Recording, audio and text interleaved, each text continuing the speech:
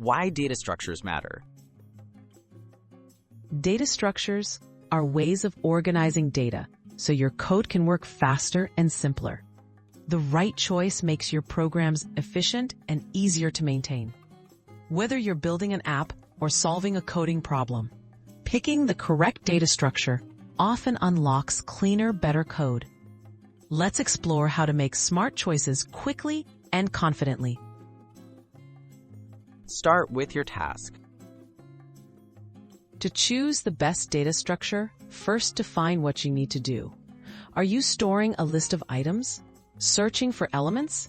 Counting occurrences? Answering these questions narrows your options. Clear tasks lead to clear choices, making the rest of the process much easier. Handling simple lists and sequences. Arrays, or lists, are go-to data structures for storing simple collections like numbers or names. Use them if you mainly need to add to the end, read in order, or access by index. They're fast for these operations, but less efficient for inserting or removing items in the middle. Looking up values quickly.